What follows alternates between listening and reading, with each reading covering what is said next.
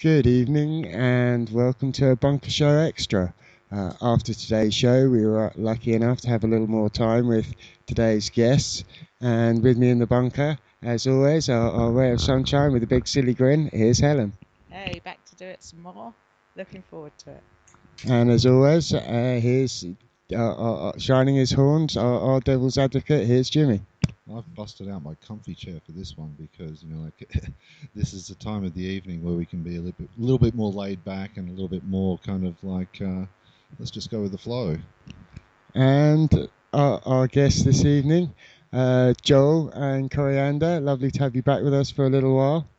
Oh, that's good. Cool. Yeah, we got some pizza down us and of course, with being a Bunker Show Extra, it wouldn't be anything extra unless we had an extra.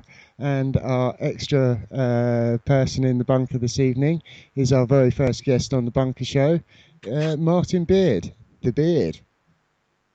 Good evening. Thank you very much for having me back, and it's good to be back. Lovely. Thanks ever so much for the Bunker Show earlier, and we finished on Up Close and Personal, which was the cannabis project that you've been working on. And there was a couple of questions after I heard the interview with Stevie. How's it been actually talking and listening to real people recanting their stories and their experiences of getting their treatment and going through that journey? Yeah, it's been really cool. We went over about a month ago to Dark City Compassion Club, met Paul. We went over in the camper and we ended up sleeping outside someone else's house. We got the wrong address. Thinking it was his house, but it had the same address, it had the same number on it, but we managed to meet another Spanish local and he pointed us in the right direction. So we found the place. And Paul had met up, he'd organised for 3 different people to come over to meet us. And we didn't have a camera with us that time, which worked really well because we got to just hang out and chat with the people and hear their stories before we, put them in front of the camera. Yeah, we got to know them a little bit and they were relaxed with us and, then sort of agreed to go on camera and us to make another visit to them, which it did work really well.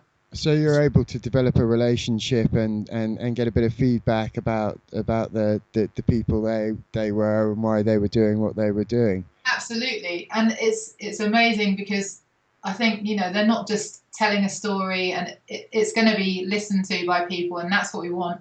And it's a really emotional sort of journey that they've been on.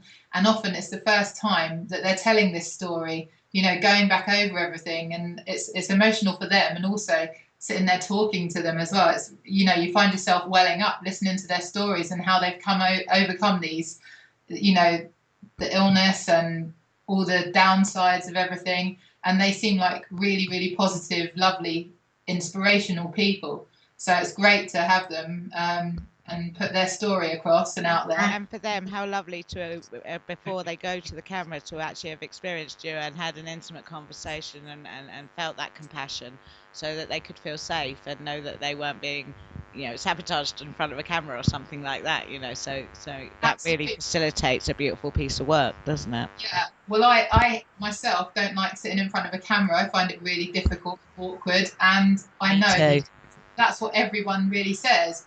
There are very few people that are happy with it and confident. And so it was just by default really that we didn't have the camera the first time. But like I say, it couldn't have worked out better. We got that whole sort of, friendship built up and everything. And we've been in touch with them. We've stayed in regular contact over the last few weeks. And they've agreed to do blogs for us so that we can follow their journey monthly. And then the filming as well. So excellent. It must be quite. It must affect you in some way, I guess, because sometimes when people are faced with some of the biggest challenges, they become the biggest person they can. So you must have come across some people who've already dealt with some quite big challenges. So how sort of inspiring has it been for you personally, I guess? Well, yeah, it's probably it's like the first project that we've done with True Media, but the people that we're interviewing and their stories are probably the most powerful bit of media that I've ever done, and just meeting them. Stevie, who we did the interview with, we've met her husband on the first trip, and we spoke with him, and he told us a lot about Stevie, but we'd never met her until we interviewed her, so we kind of went to her place for about half an hour, chatted, maybe even longer. Yeah, we were there a few hours and chatted, went over the sort of whole story with her first of all, and then we got the camera out when she was happy and everything, and went over it again. That must be reassuring for them as well, because it's important for people to not just feel listened to, but to be listened to. Absolutely. I know. Yeah, no one else can tell her story, you know. But we are within this. We're encompassing like family members or partners and things like that, because we want to. When people look at the blogs and everything, we want them to know and to know that other people have been in their situation. So if they've got to tell family and things about a diagnosis and that, they can relate to someone else who's had to do that, been in that situation and come through it. And you know, it's all just very real. And I should imagine along with that, I mean, it seems like you're taking a holistic view to filmmaking, and I know that's something that the Compassion Club take very seriously, to the way in which they work with people to find the best options for them. So how do you think, you know, that sort of holistic idea or philosophy pays dividends in what you've seen with the people you've met so far? Well, I think we're really happy to work with Dark City Compassion Club because of the way they work with people and the fact that they're not, you know, there are people out there selling oil and with no follow-up, you know, they could just literally, might not even meet, it might be sent to them or something like that. This is oil that's being tested, and then someone is purchasing it, and not just that, they have to go through a strict protocol to start with. So they've got to fill out medical history forms, which are, again, quite in-depth. I was surprised at the amount of information that they hand over to start with. And then they also have a hair strand test, which they're now doing as well, and that helps with analysis. For seeing what's in the system. For instance, some people have been coming back with quite high levels of metal, and some of the metals are carcinogenic. So, you know, then Sarah can look at things and put the right things into their diet and stuff like that. Because again, Sarah would say it's not just a cannabis oil on its own. It's very important to have everything else working with it as well. So that includes, I guess, diet, to make sure that there's no nothing that's working counter to you know, its intentions. Absolutely, diet, nutrition, minerals, and everything like that is really important. Well, I think a danger lies in, you know, putting cannabis on this, you know, almost holy pedestal as being like a miracle cure-all. It's not. It doesn't work like that. But it is an important option that, you know, is currently being denied people. Absolutely, and again, Dark City Compassion Club, they don't say, oh, you know, just come to us, ignore the chemo. They're not anti-chemo at all, as are we, you know, we're of the same mind. It's something that can work alongside, or it might be an only option for some people in their mind, or, you know, the only option that could work for them. But there's lots of different reasons as to why people would turn to cannabis oil. So I guess it's working out the options that best suit each individual on a holistic basis. Yeah, I mean, with Stevie, for instance, she was when she'd had the operation to remove half the lung on the right hand side. She was then, after the operation, feeling absolutely amazing, and But then they said, oh, you've got this little bit left behind. We'd like to give you some chemo, sort of to clean everything up and everything. And she was very, very concerned about that. And it was something in her mind that she really didn't want to do, but everyone expects you to do it. So she didn't want to say to her kids and her family, oh, no, I'm not going to do it. But she went ahead and sort of was ready and stayed behind in England to have the chemo. And when it came to the point, as it was getting closer and closer, her son was mentioning cannabis oil to her, and she was looking up things, and Pete had come back over to Spain to basically hunt down some oil, and then found Paul and Sarah. And she did. She called Paul her saviour. She feels amazing. She decided straight away, as soon as Pete found somewhere to get the oil, she said, right, I'm coming back, I'm coming home, and I'm not having the chemo. And to her, that was a turning point, because her chances with chemo were actually only going to help her out by an extra 5%. So she had a 50-50 risk of the cancer coming back, and only a 5% extra of it not coming back if she'd have had chemo. And she didn't feel that her life, was worth that risk, because she felt that it would really be very detrimental to her health. Well, some people, when they're a little frail, or if their constitution isn't what they feel some others are, they can often feel very, very scared by the thought of chemotherapy, because of what it's acknowledged that it does take out of one's constitution. Absolutely. And for her to have had that option and taken it, has she had any sort of positive responses to any treatment that she's had so far? Yeah, I mean, this again could be checked with Sarah, but as far as I know, she had 2 nodules left that were unspecific, so they were small.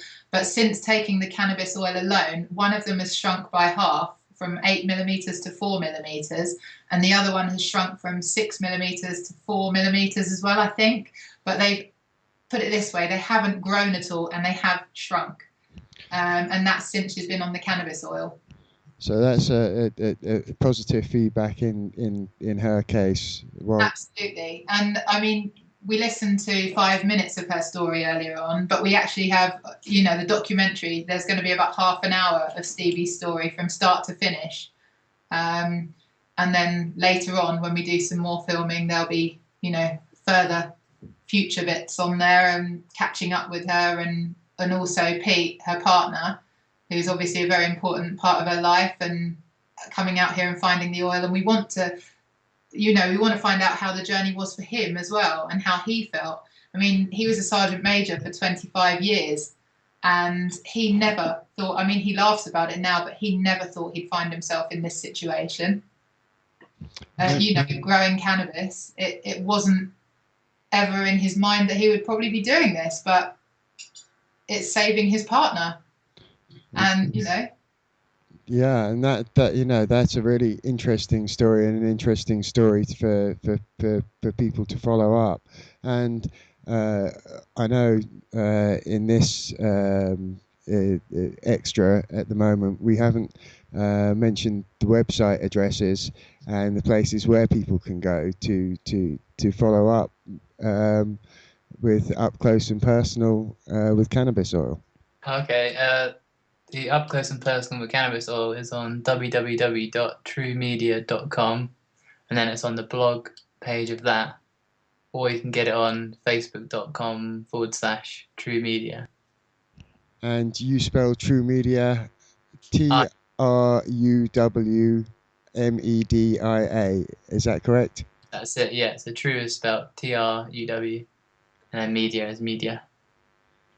Okay, that's great. Hopefully people will be able to follow that, and how people and their story with that develops. And it out there in Spain, they obviously have different laws, and I guess different lifestyle, and in a different education system. So, could you tell us a little bit about, I guess the last year or so for you guys, going from where you were a year or so ago to where you are now? Yeah, it's been a huge change. I think we've been here 14 weeks. Yeah. So the 25th of June to now. It's been amazing. And we came out in the middle of summer, so the summer holidays here. So the first thing that's different with the education system is it's 10 weeks for summer holiday.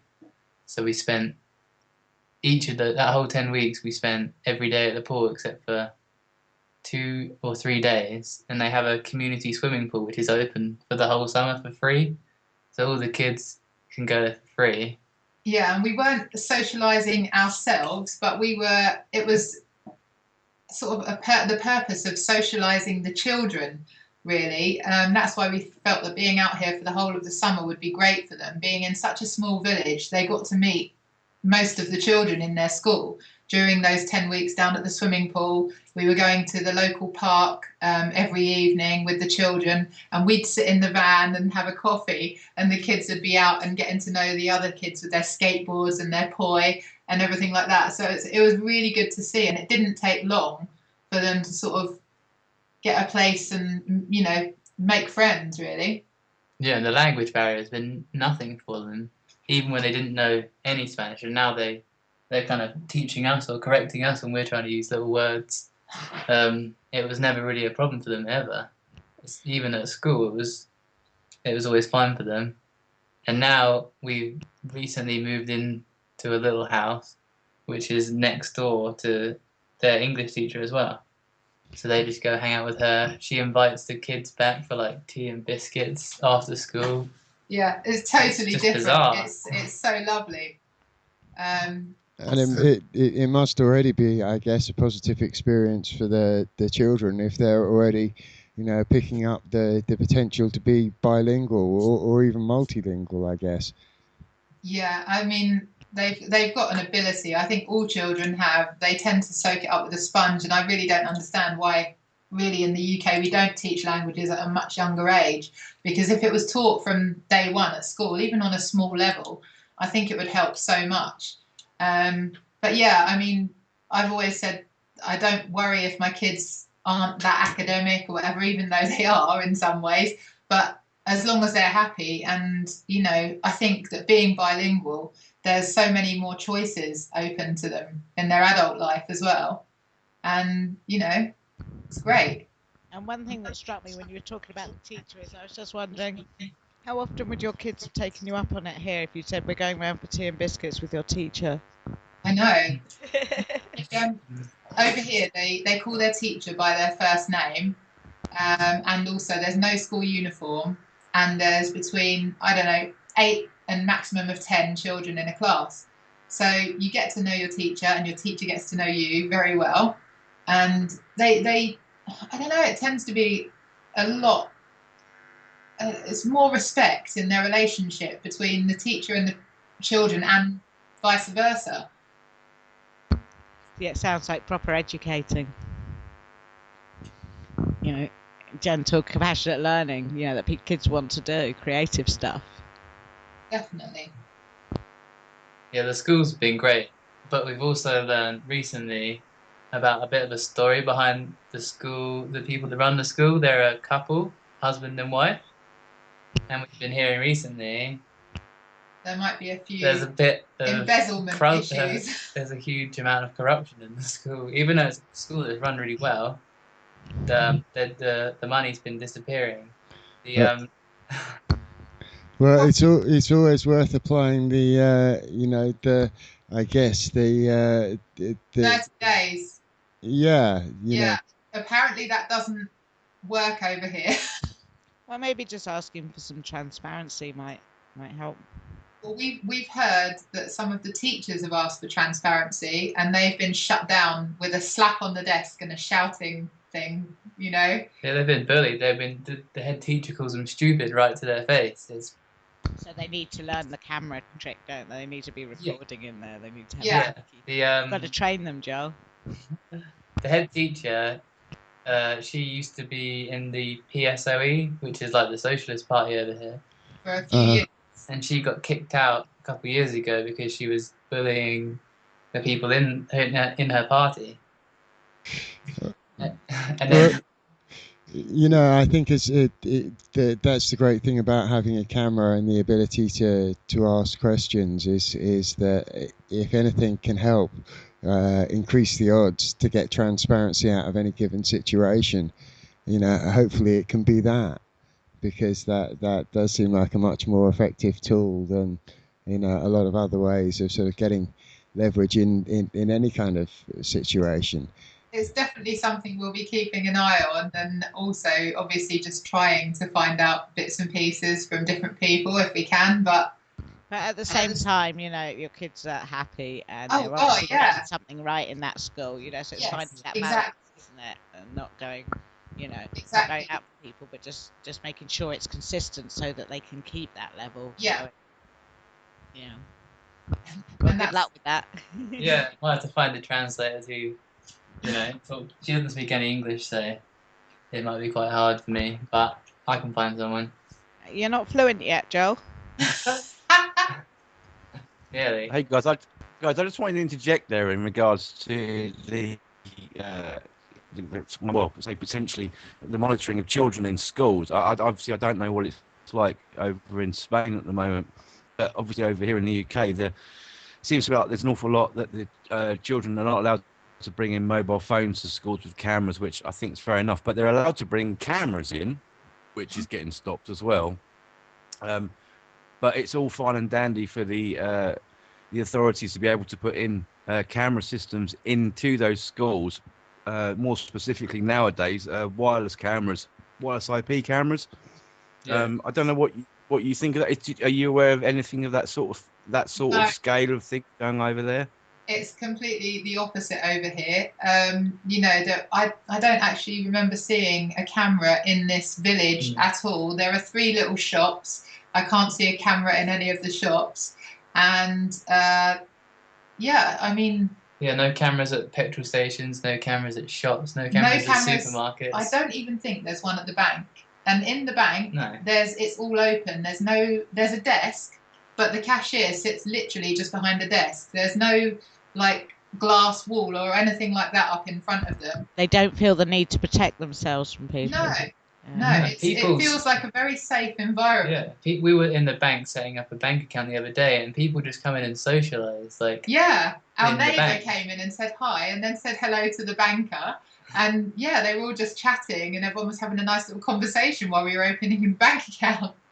So what do you think is the intrinsic difference? What can you put it down to? Siesta. That sounds like a good start. A different pace of life. No, I think it is cultural. I think the whole family thing, the community thing, and also the fact that we are in a small village. I mean, we obviously take that on board, that not everywhere, you know, if you're in Granada or something, it's going to be very different. In Madrid, Barcelona, you know, all the busy places. But yeah, I mean, we even went over to, just when we went over at the weekend, and we were in a place called Calpe in the Costa Blanca, and it's a real touristy place, and that was packed. The beaches were packed, and there you do get cameras. Again, not so much in the street, but in all the shops you get the cameras. So, I mean, part of it is that we've moved to a small village. We just chose well. Yeah, and I should imagine that the climate probably helps, as it's generally colder in Northern Europe, and I know, and maybe population density as well, because if you smile at people when you walk down the street in a town or city in Northern Europe, generally people don't smile back. When you do in the more Mediterranean climates, it often seems that people kind of do smile back at you. Every person you pass says hello and good day to you. You know, then you don't really walk past people without greeting them. Not in the village, anyway. And that's the way to do it, isn't it? Yeah, it's a totally different attitude. When I was finding all the steepest hills in Oria and skateboarding down them, I went down one of them. I went a bit too fast and came flying off the board, and my board like hit a car and went under a parked car, and this old guy was standing next to it, and I was like, oh no, and he was just like, he looked at me and he was like, ¿Qué pasa? He was like, what's up? And I was like, oh yeah, my board just went under there, and he was fine. But in England, someone would be swearing at you, someone would be like, someone would take your board from you, or, you get all this aggravation. But here, they're just like, what's up? I think they know him well now. He's been flying down most of the hills in the village, and it's just like, oh, there's that crazy lad again. Excellent. Some things never change. I'm glad to hear it. But yeah, because I mean, it's interesting, especially with that attitude of engaging. I mean, we spoke a little bit about the Vox Pops earlier, and that ability to engage with people with a positive attitude. And what kind of difference do you think that can make when you kind of have that attitude in your life? Well, yeah, I meant if we vox popped in Oria, I reckon we get the whole town in half an hour, like happily doing it. And but in Worthing, obviously, you get like 1 in 10. But you notice when you vox pop in the UK, once you get 1 or 2 good interviews, you kind of get on a roll, and people kind of vibe off that, and they're happy to have given their time to you. It's just, yeah, I think them with a big smile and a positive attitude. It's much more engaging, isn't it? Exactly. A lot of it is where you're coming from. Yeah, and I mean, we're both really positive people, and so you want to make the most of every encounter you have, and exactly. That's really important. We don't want to live in this community. We want to be part of it. Yeah, so, we want to help create a better, exactly, run as best as it possibly could for everybody, not for you. Yeah. Because, well, it is for you if it's for everybody, of course. Guys, I just wanted to add something to that as well in regards to the way people acknowledge others, like a smile. It doesn't cost anything, and it's nice when someone gives you a smile back. I've been recently working for Merlin Entertainment's, the company most famous recently at the moment in the newspapers, the mainstream media, for the Smiler incident, and I've been currently working at Thorpe Park. And I always make it my goal in the mornings to smile at the staff and the guests as well, as they're called, which would be you and I if we went there on a day trip, for example. And I would say 8 times out of 10, and I'm being honest here, I do not either I don't get a smile back or I get no acknowledgement whatsoever.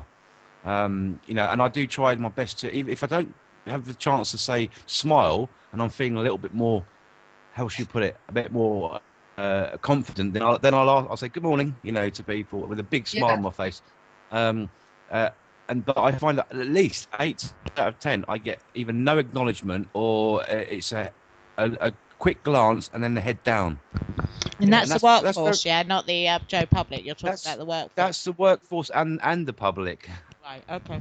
And it's interesting with that because Joel said 1 in 10 for a vox pop, especially if the weather's not that great. But actually, that 1 in 10, that 2 in 10 that do smile at you, the level of engagement that you have with that person, the level of positivity, the level of potential to as you said, a smile actually has some pretty good physiological benefits, and it costs nothing. And that's a really good platform, which is why it makes it worth it.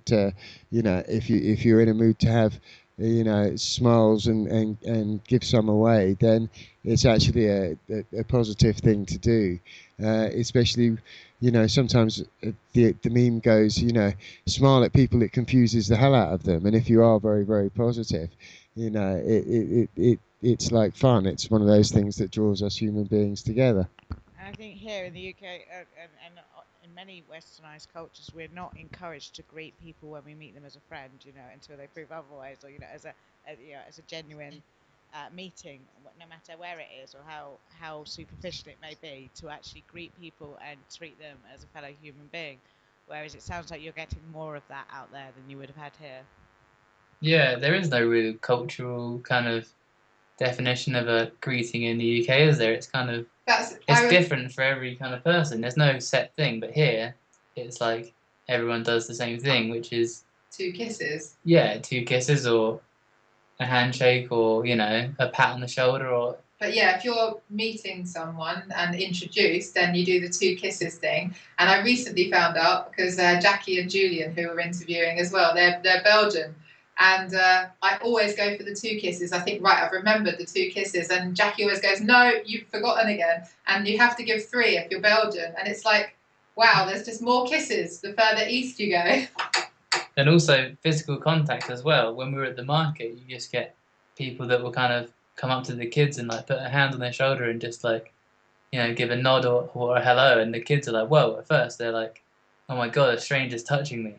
And then, you know, now they're just like, you know, they enjoy it. And all the older males at the school, like the male teachers and stuff, they're really hands-on, like hands on the boys' heads and like rubbing their hair and while they're talking to them, and it's just much more, I don't know, it just seems relaxed. It sounds like they're not frightened of their own behaviour because of all the silly laws, and you know, they know they're genuinely there for a good reason and they're not afraid to just be there. Talia went into school crying on like the 3rd day of school. I can't even remember why it was, but she went into school crying and her teacher was like, oh, Talia, what's wrong? And she doesn't speak great English, but she managed to get some English out to try and connect with Talia. And she said, oh, come and give me a cuddle and a kiss. And, you know, her teacher gave her a hug and a kiss. Again, that doesn't happen. It's just, you know, because they have to hold back.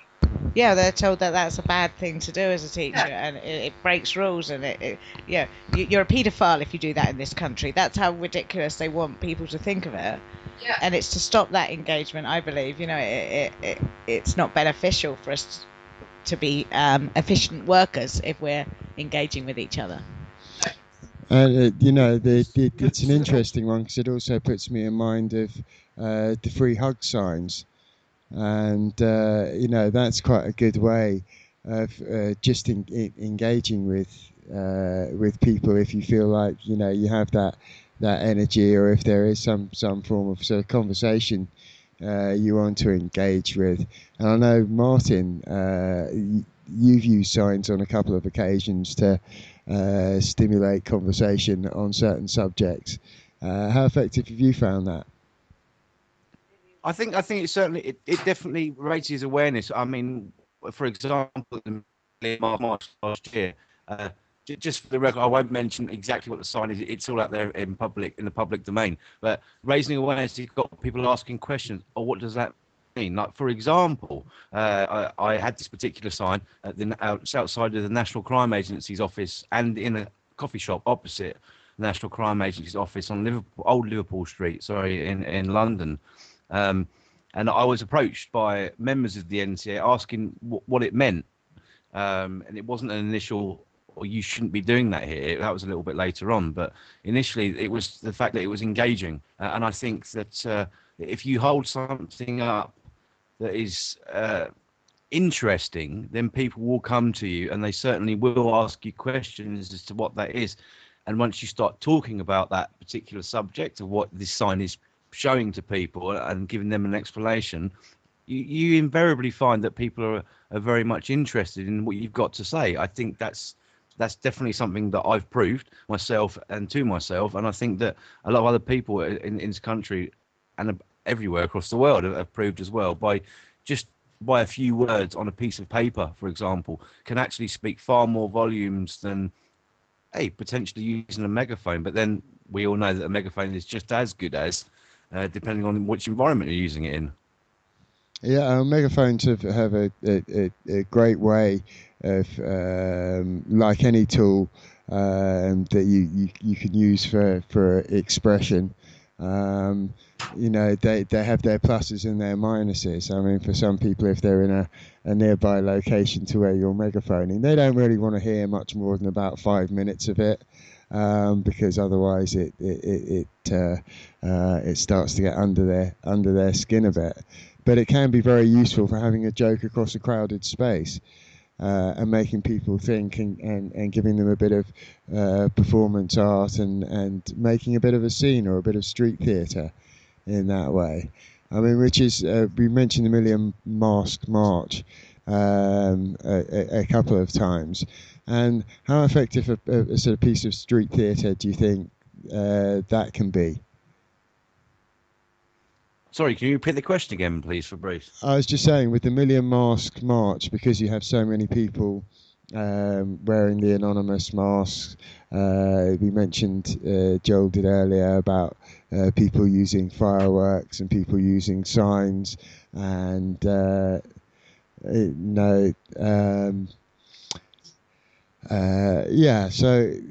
there's quite a lot of street theatre that is going on there. How do you think that is can be used as a tool to raise awareness? Well, going from my own experience, I'll use one example being the laser pens, for example, on the Buckingham Palace over the previous years, and numerous marches, not just, for example, the Million Mask March. I think that it raises awareness, but you have to do it right. I think you can't just go completely crazy on this sort of thing. You have to kind of think, okay, well, how am I going to get my message out there to people? So you need to kind of look in yourself and think, well, what's important to me? And what is the best means that I can do to get a message out without hurting anybody or without offending anybody? I mean, okay, yes, there are certain times where you may have a message that to other people, and I think you can't please everybody, but I think for the majority of people, your message will be listened to, and I think it's very important that you direct your message in your own unique ways. So to look into yourself and understand that, okay, well, I took a laser pen with me to the Million Mask March, and other people were doing it as well. I think there was about 3 or 4, I think, and I think you've mentioned this before. I think you captured it greatly as well. The firework hitting Buckingham Palace at the Million Mask March. I think that was 2013. Am I correct in saying that? Yes, that was when it was. Yeah. Yeah, and these things can be kind of like, well, ironically, beacons of light. I don't mean it because it's a fireworks going off or a laser pen, but they're images that stick in people's minds and think, well, why did that person do that? And I love what you were saying there about, taking the time to reflect. And for me, it was just sort of saying so that we act instead of react, instead of emotionally engaging with anger and frustration. We actually choose, what difference do I want to make? What message am I carrying? Rather than I'm angry, what's behind that? And it's that's a brilliant way. And it's a more intelligent form of activism, to actually take the time and work that out. I mean, here's another great little tip for people that feel that, excuse me, that feel that they maybe can't do any activism, because I believe that activism can be just the most subtle of things. For example, if you are one of those people that commutes on a train day to day into a town or city, and you notice around you that everybody is sitting with their heads in their smart devices and what have you, or headphones and what have you, if you just look at people, put your head up and look around like we used to back in the slam door train days, which I'm making myself sound old now. But just look at people, engage, and give a smile. It makes the world of difference. It really does. It gives you a good buzz, and it gives that person a good buzz as well, whatever time of day it is. Yeah, wasn't there going on from what Martin was talking about? We heard that there was a bit of a social experiment going on in Littlehampton High Street to do with eye contact. Yeah, Helen did a little bit of that eye contact in the market with Loca. That was really interesting. Yeah, it was for Loca in my local town, and they do an artisan market once a month, and we're trying to do different things to engage with the community, and this was something that we came across on YouTube, and it was like inviting people for 1 minute's eye contact. The idea was silent eye contact. Actually, a number of the people I spoke to preferred to talk to me, but they would maintain eye contact, and it was a really interesting experience, and some people were quite moved by it. So it's a social experiment, because we don't actually stop and look at people. We talk to them, but we're doing other things at the same time. And I noticed for myself how better I maintained eye contact for the rest of the day and sort of onwards. I was more aware of it than I usually am. That's really interesting. How did you get the people? Were you asking them in the street, or did you have a sign up? How did people engage, and what was Yeah, the we ratio had there? signs up, lots of signage up, and we had people inviting people in to come and talk to us. And just grabbing people that they knew, even, or to begin with, I knew the first couple of people I did, and then it was all people that were passing by and decided to have a go. Excellent. Yeah, it was good. Interesting. Did you give him any of those big silly grins? Oh yeah, constantly. There's a little video on my wall somewhere that Stacey put up, and it'll show you big silly grins. Yeah, a bit of big silly grin power goes quite a long way. And actually, something that you did with LOCA as well, which is what's LOCA's stand for? Littlehampton Organisation for Contemporary Artists. Thank you very much. Because you also did Literary Anarchists with books, I believe. Yeah. Can you tell us a little bit about that, Joel? Well, Literary Anarchist is another thing that was found on YouTube. It's kind of an old idea of just making a free library around your town. So we set up points around our town, mostly local cafes, and we put 5 or 6 books at each of those points in a plastic bag, which had enough of a plastic bag in it. So the idea is someone goes to the place, gets a book, goes home and reads it, brings back that book and another book, and puts them around in the points. And it was working really well at St. Paul's, which is the biggest cafe in the centre of the town. Opposite there, they've got a furniture shop, and we got we got them to donate one of their old dressers. So we put all the books on that, and then they got free advertisement space to sell that dresser as well. And I literally did get a post on my Facebook about an hour ago that someone's donated another dozen or so books to St. Paul's. So brilliant. It's still I was going. wondering, it might be an interesting experiment about how that would go down there as well, because I think in Spain, the difference in reception. St. Paul's was brilliant. I think in Littlehampton they had a bit more trouble getting people to get familiarised with the idea, but the kind of lifestyle you've got out there, I think it'd be something people would probably really engage in quickly. Yeah, I'm sure we could try that here with English and Spanish books. We've got quite a lot of plans, but until we move into the house, like a permanent address, it's difficult while we're sort of moving around. But hopefully that will be soon, and then we'll have a few things up and running. So, what kind of response did you get from people in the local community to sort of give you support with that? Was it just the furniture shop, or what was the general sort of reception to anarchists making sure that people can have books for nothing? Yeah, everyone loved it. It was quite surprising that everyone was able to chip in money to make. So we all put like £5 in to cover the costs of all the stickers and materials. Everyone was happy to do that.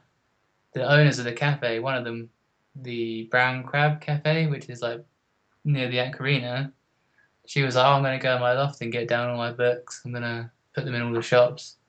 And Baked Worthing, they helped out by bringing a few books.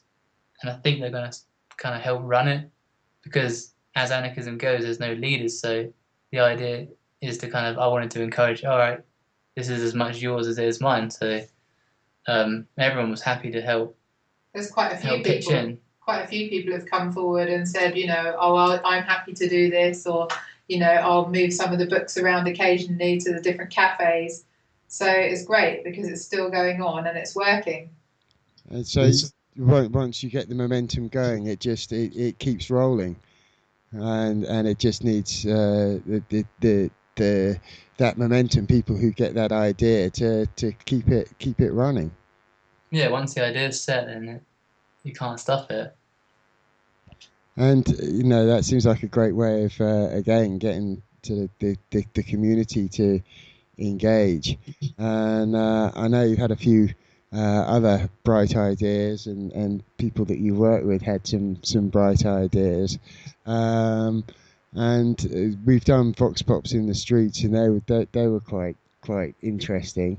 So can you tell us about the booth of bright ideas that you did? Well, the booth of Bright Ideas, we set up a kind of a vox pop booth, and it was an open day for mental health awareness. Yeah, it was Coastal West Sussex Minds AGM and Open Awareness Day, wasn't it? Right, yeah, that was it. And we were working with the BOK project, Young People's Mental Health.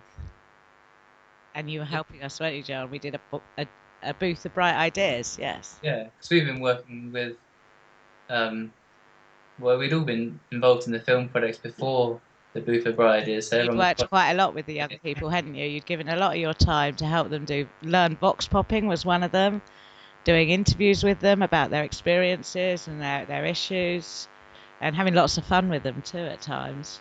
Yeah, and they were more than happy to kind of help out with the booth. And I think people that had the right idea, all muck in, all take part. Yeah. And I can't remember who donated the screens to it. They were just like, oh, here's some screens, you can have those. Yes, oh, that booth came together so well, didn't it? Yeah. And so what was the booth of bright ideas? Come on then. Well, the booth of bright ideas was to go into a booth to a camera and just say, what do you do when you feel sad and what do you do about it? How do you make yourself... How do you brighten up your mood, wasn't things like that? And we had loads of ideas all around the booth, didn't we? Pinned to the walls in bright colours. Yeah. That we'd sat up late the night before doing with a group of people. And Jimmy, the booth of bright ideas would not have been there without Jimmy and his light bulb. Yeah, it's the icing on the cake. Well, the light bulb was the intrinsic touch, wasn't it? Yeah, if that it lit up the booth. I tell you what, if it hadn't been for that light bulb, people wouldn't have realised they were walking into a booth of good ideas. But ultimately, it did make a really beautiful little clip, didn't it, Joel? Of just lots of people speaking positively about ways they help themselves, and that is empowering for anyone who listens to it and thinks, well, I have days like that. That's an idea I haven't tried yet. Yeah, and it was just kind of generalised, wasn't it? You know, everyone's going to feel sad at some point. Yeah, we all have days where we need a pick-me-up of some sort, and it was like, here's an endless ideas of what you could try. Yeah. And another thing that jumps to mind, we mentioned a couple of the sort of questions that we've used for vox popping. I think every single vox pop we've ever made, I think the last question that we ask is always the same. Maybe one of these days we should edit them all together, because that might make an interesting statement. Yeah. Can you remember what that question is, Joel? Because it's been a while since we've done it. I haven't heard it in a long time, but the question was, have you got a message for the guys in charge?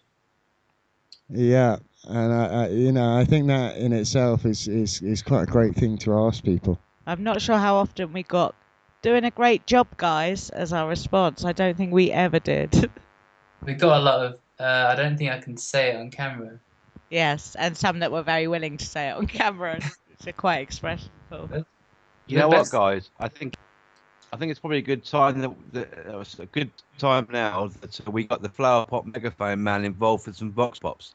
That sounds like a good fun plan. Yeah, I think anything that the flower pot megaphone man puts his megaphone to eco-friendly use to would be a benefit for moving the conversation forward. That's for sure. Maybe one day we'll get when we all come together, we get Joel out with his camera skills again and capture that man in his essence, in his element rather. Oh yeah, that's true grassroots activism. Yeah, and it would be interesting. I, for one, would be very, very interested to hear his message for the guys in charge, because I think it's something that everybody could do with being heard, because everybody's voice actually, does mean something, and it gives the guys in charge. I think it raises the chances, even if it's just by a fraction. Of them maybe hearing a couple of things that people have to say to them. Well, I don't know about you guys, but I think it comes down to, and I think I've mentioned it to you before, Martin, and I certainly mentioned it to you, Joel, is that, like essentially what guys like us are kind of doing is throwing out the seeds and, not trying to force points down people's throats, but to kind of illuminate certain points and let them do the joining up. And I think, like when you get mass communication of general dissent, then people don't feel alone in that idea, and like it's bred into via the media and via everything that is, as we were talking about earlier, the just differences between the Spanish culture and the British culture is that it's rammed down our throat that we should be afraid of the other, we should be competitive, we should be ahead of the consumer game, and that's the programming. And once people start talking, people start getting that eye to eye, face to face, like general primitive back to the primordial communication that all of us humans are capable of, then then we can actually start coming up to group decisions that don't require some leadership figure. That's what Anonymous epitomizes, doesn't it? It's this general kind of awareness that things aren't right, and we're making this statement, and this is coming from a group logic, a group collective psychology that the establishment just don't get because they don't operate on that level. Yeah, I guess transparency is the underlying feature with that, which is kind of the ultimate irony in a movement that often represents itself with a mask. But when you go and ask people on the street to resolve any issue or another, eventually it often comes down to transparency, to people not answering a straight question that actually stands, for people not releasing documents, for not releasing minutes of meetings that can really seriously affect people's lives, which is how come you can get frauds like LIBOR, amongst others, that affect whether people can keep their homes or not. And those have some serious knock-on effects, and being able to focus on transparency, on making sure that investigations that are out there can do that job. I think in a lot of cases, the more people get used to engaging in that conversation, even on a local level or a regional level, or even on a larger level with a balanced objective, so that the people that who are viewing it, just like at local council meetings, it's there for the people who can't come along. So if somebody doesn't like fracking and they can't come along well, take them along with you with your camera, and go, if you can't go to a council meeting, then listen to some of the people who would like to ask questions, and ask those questions, and film the response, because the more that goes on, then hopefully the greater pressure we will have for that transparency, which is where filmmaking and media, especially in the modern day formats, as Joel was saying earlier, in terms of people can leave comments, people can leave their questions, people can leave their constructive opinions that help move the conversation forward. And modern media definitely plays a part in that. So how do you guys think that's going to impact the world that we live in for the next sort of few years or so? I'll go first. I'll jump in there. Not all at once. It's either that or it was going to be a deathly silence and someone had to jump in. But I got there first, so I just called dibs on that.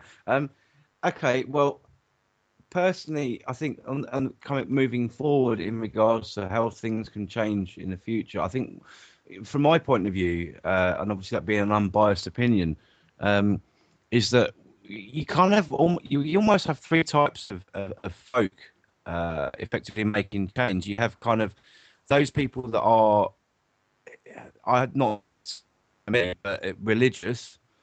You have kind of those people that are atheists, and then you have the agnostics as well.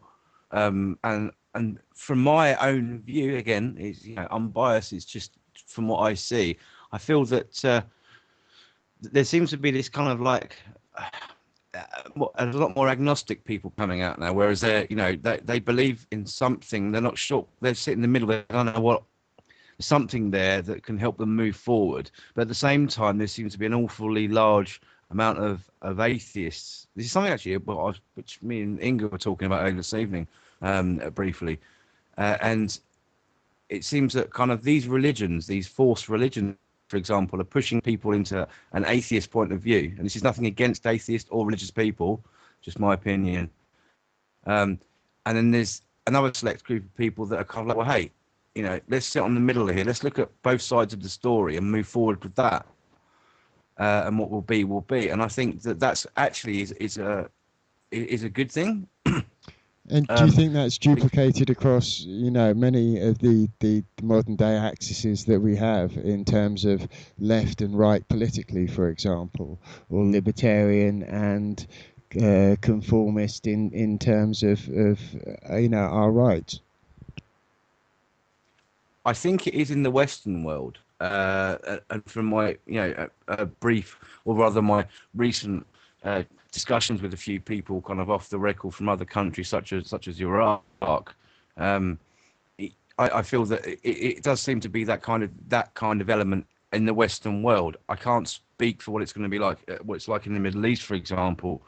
But it's a coming together of minds and understanding the issues that we are facing, and maybe thinking globally, but working locally. I think probably would be the best answer I can give to that, to make any potential changes that are coming up. And that is, well, I can definitely say that for you guys, especially with Worthing's Voice, etc. That is thinking global, working local type of ethos.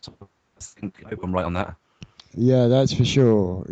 Because in the end, the more people see you and your community engaging and being positive and not being afraid, not being fearful, and having lots of fun, and getting your voices heard at the same time, then hopefully the less fearful they'll feel to come along and actually join in a vox pop and say what they feel, or to come and have a go on your megaphone and just say a couple of words to people that are passing by who can hear. Like fire poi or chicken poi, for example. Probably a crazy example, but yeah, I think it's really important to remember it's not all doom and gloom, and that's what that's what they want us to think. Like that it is all doom and gloom. Like poi, and there's so much beauty in the world, and we're being like kind of programmed into not appreciating it. Things like circus skills are great. They're great for children, for playing, because they teach you coordination. They help your brain function, your left and right side function together, to learn the balance and equilibrium. It's the sort of things kids should do, rather than, competitive violent sports that they don't, if they choose not to, give them the variety of that and let them balance themselves and actually learn while they play. Yeah, how about skateboarding? That's good for our hand coordination as long as you got your pads and helmet. How about those kind of activities and doing those things with your community? I think is a positive, healthy space for people to be in. And if you can add some creativity with chalk art and such like, all the better. And it's do you guys? Sorry, go on. Yeah. I was going to say, and it's really good fun.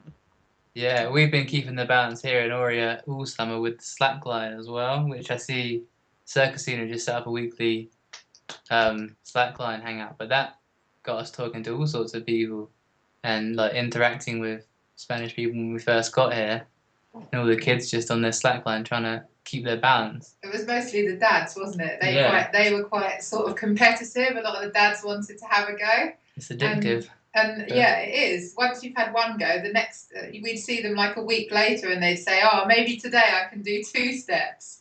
But it's really funny watching them.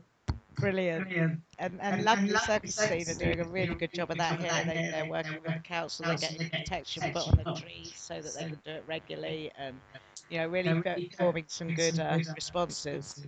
Yeah, that's really great to hear as well, because that's obviously all of my children. Well, my youngest 3 children all went to Circus Scene, and they absolutely loved it there. It's such a great group for confidence and relaxation, everything. It gives them a bit of everything. And it's great to coordinate the mind and the body. You know, I'm not the greatest poyer in the world, but me and my rubber chicken poi, we have our own moves, and it is good. You know, whether it be drawing pictures or art, just to let loose with a bit of creativity or dance a little bit, or like I said, slacklining is a great fun skill to do, and I think that and creativity is a really important part of being proactive. Definitely. There was something actually I saw a couple of weeks ago in Staines High Street when I was out on my travels, and I wouldn't say they're I wouldn't say they're activists per se, but what they did is they had their children with them, and they took a load of chalk, and if you guys remember the game hopscotch, they drew out hopscotch on the high street, and they were getting local children, people with the kids and that, to join in.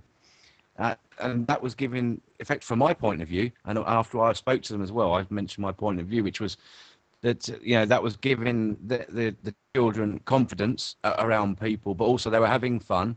They were using their muscles, and learning how to use the left and right sides of their bodies, like Helen mentioned a minute ago. And I found it fascinating. I said it was so fantastic to see that, and a lot of people were actually getting involved with it as well. And I thought that's fantastic. And it was just a couple of people that decided, hey, let's do this on this high street, and the police were watching, and they were all for it as well, which was fantastic. So what I want to know, Martin, is how good are you at hopscotch?